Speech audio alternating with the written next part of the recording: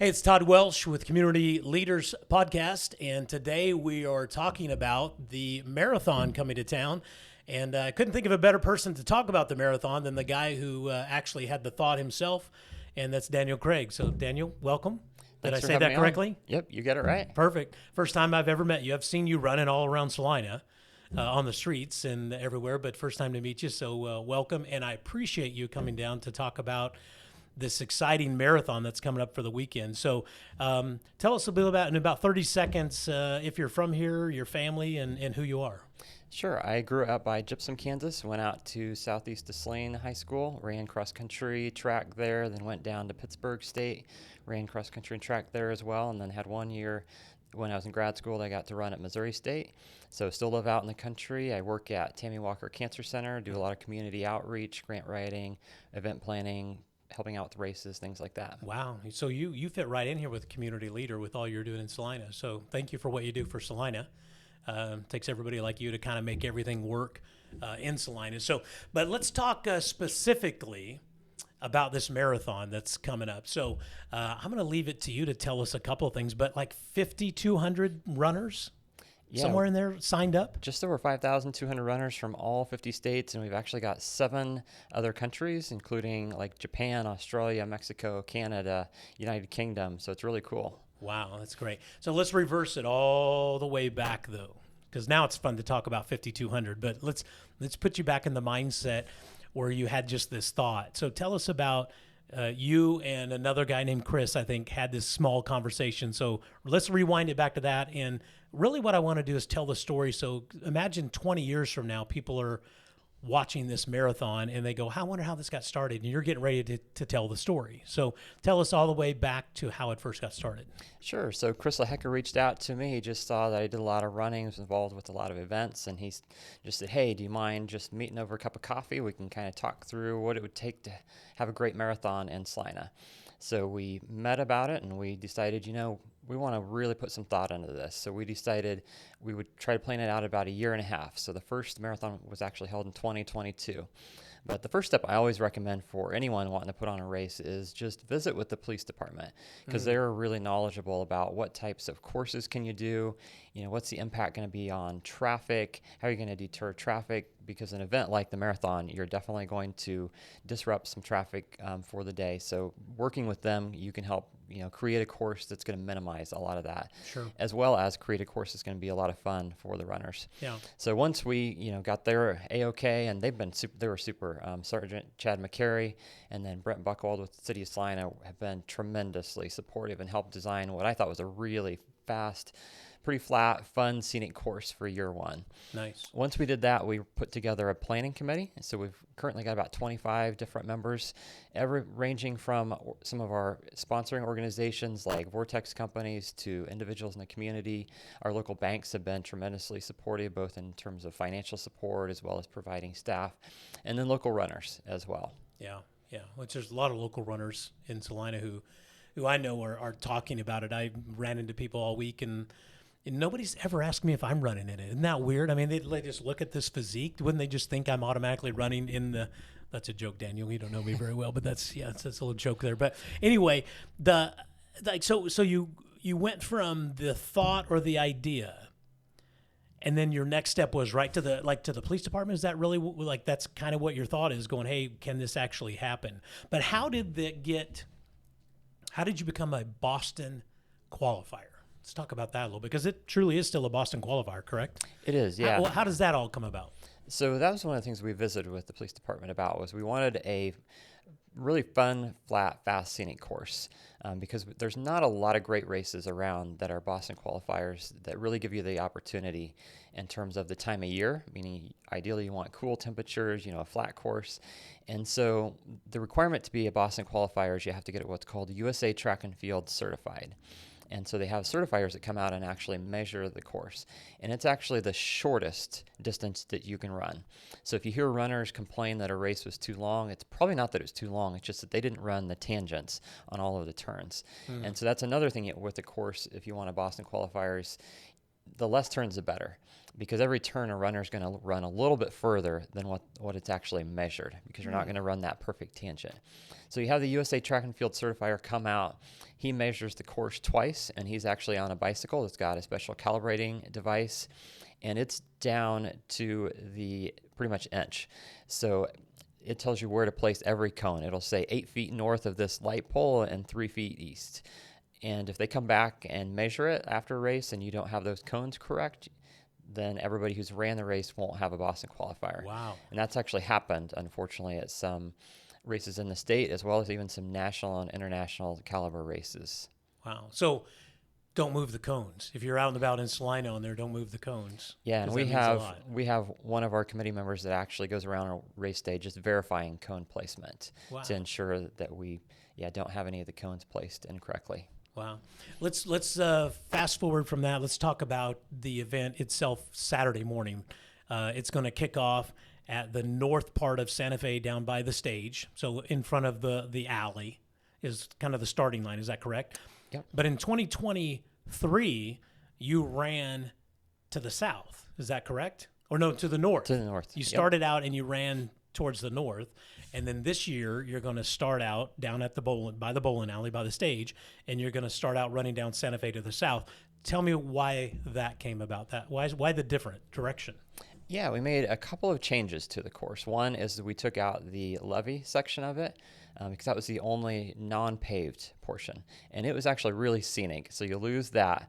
But if runners are trying to get qualifying times, trying to get personal best times, having 100% paved is really important. The second thing is we've been pretty fortunate with the weather. We haven't had any snow, but if you ever did get snow, it'd be much more difficult to clear it off of the levee than it would on, say, your paved streets.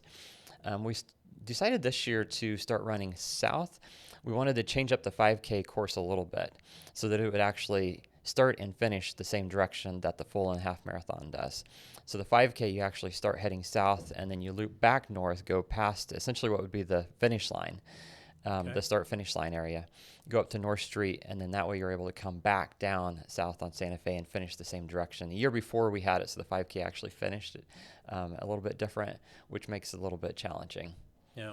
And this year, one other thing we're excited is we actually incorporate Kansas Wesleyan University to their campus. So runners will actually go around that little wider feature as a turnaround point on Santa Fe. That's kind of good. So will that be at the start? So let's give them a little bit.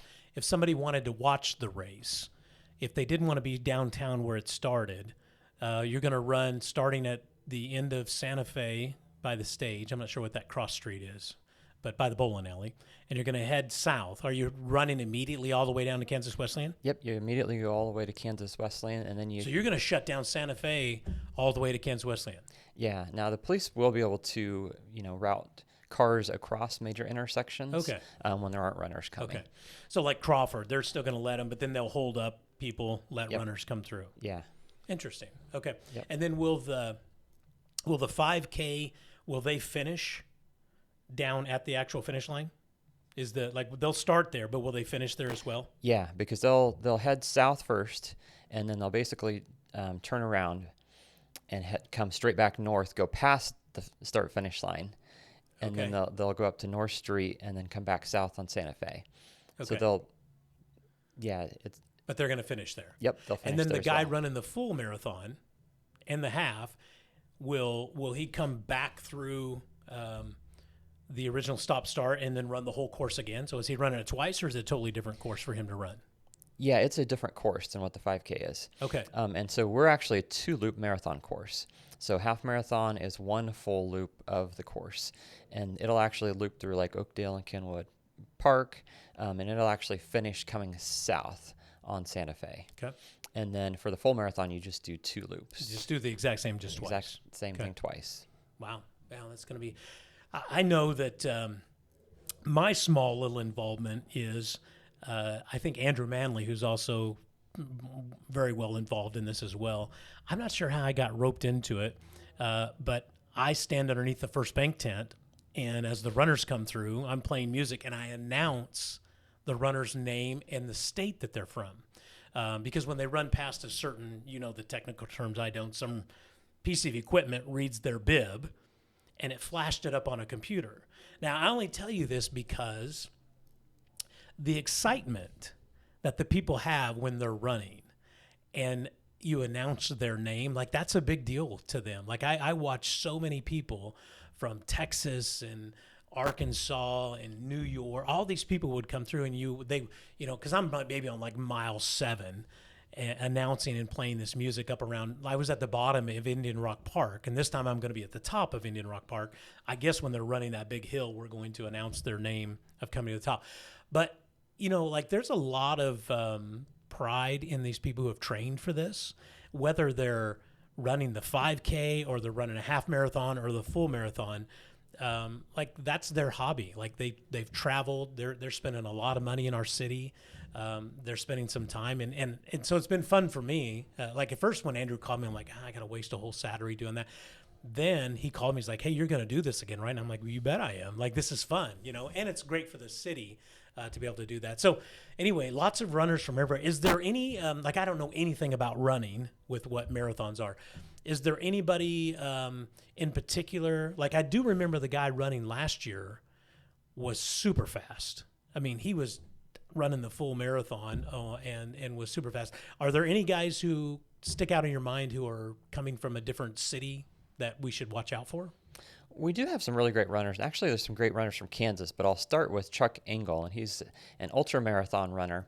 So there's what's called the 50 State Marathon Club, which is where you try to run a marathon in all 50 states.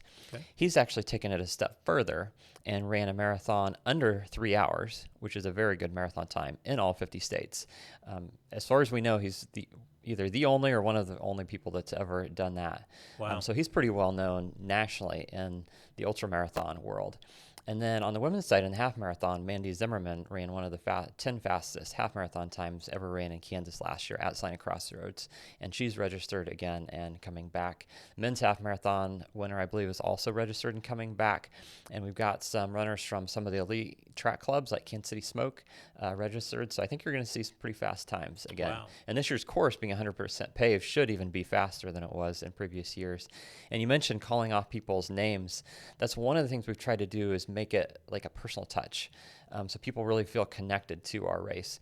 And actually at the finish line, we give people the option if they want to have a special message read. Can't be super long, but maybe it's their 50th state that they've ran in, right, or maybe it's their first marathon ever. They can actually email those to us, and the announcer will actually read those as they finish. Oh, that's cool. Yeah, like that. What's going to be the hardest, like pulling this off? What's the most difficult thing behind the scenes that somebody wouldn't know that your committee has to pull off behind the scenes? What would that be in putting together the marathon for Saturday? Like, is there anything that's going to, you go, man, if this happens, it'll be great, and if this happens, this is going to be bad? Anything like that? Number one priority is always runner safety, and you want the course to be well marked.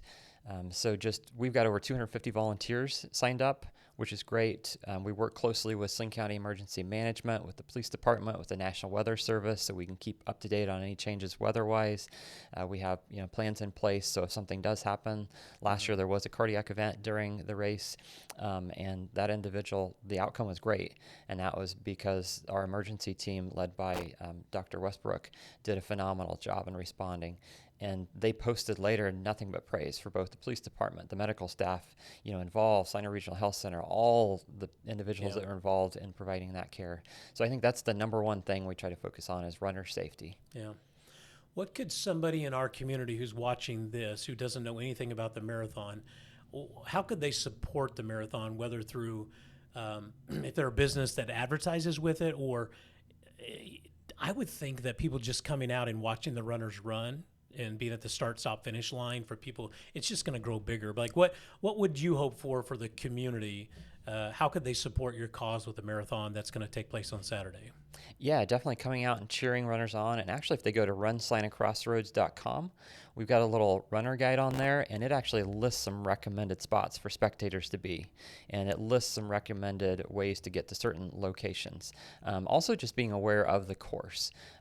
So the more people can kind of change maybe their routes for the day, so they're not creating more and more traffic on especially some of those streets where it may be harder for the police to kind of route cars across. That can be helpful. And then if they haven't ever volunteering, there's a lot of opportunities. I had some friends that had never been involved with running, didn't know anything about running, just knew I was, part of the marathon, and they're like, well, sure, I'll volunteer. And they had a blast. And they were just stunned, like you said, seeing somebody from Florida and then Texas, North Carolina. So there's lots of different volunteer opportunities available too. Yeah, so the hotels are going to be packed this weekend, and the restaurants are going to be packed down. Has anybody has the Chamber of Commerce helped you run an economic impact of what this weekend will entail given the marathon? So Visit Salina did last year for us, and last year it was $1.02 million in visitor economic impact. And we'd anticipate with the race being larger, hopefully that will even be higher than before. Yeah. The other thing that's unique about Salina Crossroads is because we have such amazing sponsors, we're actually able to give 100% of the race entry fees back to 5 of our local youth sports organizations. So it's Salina Burn, Salina Family YMCA, Salina Area Youth Sportsmanship Initiative, the School Marathon Foundation, and then Kansas Youth Sports. And so last year we gave back over $35,000 to those organizations. And we call that kind of being a gold standard race. Nice. What's your hopes for, let's future pace down the road 10 years? What's this marathon look like for you that it would be a success? Could a marathon get to 10,000 people? Is that am I just being crazy, or could we get to where it's 10? Like we're at 5,200 now, and that happened like that. Is 10,000 just absolutely crazy that could happen, or is that a goal? So there's a couple things I think are important to think about when you think about how big can our race be. One is what can we handle in terms of hotels, in terms of parking, kind of the logistics of hosting a race. And we feel pretty comfortable in that 5,000 to 6,000 range for sure. Probably could go a little bit higher. The second is how big can you be, and if something goes wrong, can you handle it? And so there was a large national race probably 10, 15 years ago, and they had an unexpected heat wave that came up. They ran out of water at their aid stations. They literally had to divert runners off of the course and not let them finish because they just didn't have water hydration for them. Then their emergency vehicles got caught in rush hour traffic. And I think every race director watched, and this was on national TV, every race director watched that and said, how big can my race be? And if something like that happens, can we handle it efficiently? Yeah. So I think for us, probably in that 5,000 to 6,000 range. See, that's why I like thinking. Like I didn't even think about that. Like, can the town have what do we have to support something? So it's not so much, bigger getting on there. But I almost like the thought of going, hey, we're capping this thing at 5,500 people, and whoever gets their registration in before that, or whoever is a member of this running club, or you have to get this in there. So it almost becomes one of those things where if you do get in, it's an honor to get in. It's not it's not like let's take it the shotgun approach. It's like, how do we get the best people who are good for the sport, whatever that may be. I mean, you guys will figure that out. But I like that where saying you got into the Salina Marathon means something. It's not just everybody gets in. Like the goal isn't to grow it to 10,000. The goal is to grow it to a purposeful 5,500 or 6,000 people, whatever you guys cap that at. And the safety part I like too, and can our infrastructure of Salina hold that many runners? Because there's nothing worse than having 10,000 people who come and have a bad time. The hotels weren't there. We couldn't service them with restaurants. The police force wasn't intact. The course was terrible. You want them to have an enjoyable experience. And obviously you guys are doing a good job because that's why this marathon has taken off so fast. So kudos to your committee for doing that. Yeah, one of the race listing sites is called Race Raves. And they allow runners to do reviews and then rate your race. And we actually got a 4.7 out of 5, which put us in the top 3% of marathons that were reviewed on their race site. Wow. And people just talked about how great the volunteers were, how great the community was. It's super easy in terms of parking, in terms of getting to the start-finish line. The whole process really was super efficient last year. And so I think that's more important to us than maybe, the numbers. The ultimate example of a race that's just become amazing is the Boston Marathon. They kept their participant numbers at 30,000. They again had to make the qualifying times faster because everybody wants to run Boston. Right. It's just, there's no other race like it. I ran it 2 years after they had the bombing, and there's just, I do a ton of event planning, both for work and on a volunteer basis. I've never been to an event that was that efficiently ran. Imagine busing 30,000 runners from Boston, over 25 miles out to Hopkinton, a completely separate community, and it just flows amazing. So they've actually become so great. I mean, they have to keep making the qualifying times faster and faster and keep making adjustments because everybody, it's become, I mean, it's often referred to as the Olympics for the everyday runner. Yeah, I can see that. Any last words you want to say to the community or your committee or anything like that would, would give you some space here to talk about however you wanted to thank them? Anything come up for you in closing? Yeah, I do just have to say a huge thank you to the city of Salina. One of the things that allows us to be both a high quality event and give back 100% of the race entry fees is that the city of Salina, their event permits are not what you would pay in a larger community. And we definitely appreciate that. If we had to pay for every barricade, every cone, had to pay all of the time and a half for, the police officers and other support staff that were on the course, I don't know that we could put on this type of event. And I think that's what's actually been challenging in larger communities for them to put on races. And that's why their race entry fees are just skyrocketing because they have to pay so much. But I think the city of Salina gets it because when you bring in over 1.02 million in visitor economic impact, the city benefits tremendously from having an event like this. I'd also just have to say our sponsors are amazing, whether it's our presenting sponsors like Vortex and Swans, or whether it's a Friends of the Marathon sponsor who lends us a couple tables to help out. Everything makes a big difference. Now the cool thing is, like year one, we kind of reached out to people and asked for things. Now we have individuals that are like, hey, I've got this. Could this be useful for your marathon? And that's really, really awesome. Yeah, good deal. Well, speaking to Daniel Craig with the Crossroads Marathon, am I saying that correctly? Yep. And that's going to be, is that November the 2nd? Is that the date? November the 2nd. Yeah, Saturday, November the 2nd. Again, you want to do your shopping on maybe Friday the 1st, just so you don't get caught up in the loops of everything. So they're going to shut down the streets from probably 7 a.m., is that correct? All the way to maybe 3 o'clock? We actually, if you get on either Salina Post or KSAL, they just ran, we've got a little disruption map that we put out there. So it'll kind of tell you when the roads are going to be, a little bit of disruption versus when there's going to be major runner traffic. I want to be clear on that, so I'm not wrong. They're not shutting them down completely on most of them. They will allow traffic coming and going that's on there, but we'll have police presence allowing to do that. Yep, at the major intersections. Now, Santa Fe, they'll have to completely shut down. So Santa Fe will be shut down probably 7 to 3 o'clock, something like that, 4 o'clock, from the alley all the way down to Kansas Westland from there. So, Daniel, pleasure. I'm excited for the 3rd annual marathon to take place. It's such a huge, it's just there's an excitement downtown because they're running. There's nothing like watching people run down Santa Fe with it completely blocked off, and when you're going to see 5,000 people starting and running down Santa Fe, I'm excited to watch that happen. So if you're in the community in Salina, November the 2nd, get out and follow the trail, watch some of these runners compete, cheer them on. And if you want to come see me, I'll be at the top of Indian Rock Park underneath, I think it's the First Bank tent up there, playing the music and announcing the runners. So anyway, you're going to run, I'm sure. Are you on the committee or are you actually running? So we're actually rotating years. So Andrew Manley ran year 1. I ran year 2. Chris LaHecka is going to run this year, and then we'll rotate back through the three of us again. So you're working this year. I am working this year. The cool thing is when you run it, you get a whole different perspective than you do from a race director. Yeah. So that way each year we've got one of the three of us getting that perspective. Nice. Daniel, thanks again. Good luck on the marathon. I'm sure you guys do a great job, and maybe we do a follow-up one afterwards so we can see how everything went. That'd be great. Thanks a lot for having me. Yeah, thank you.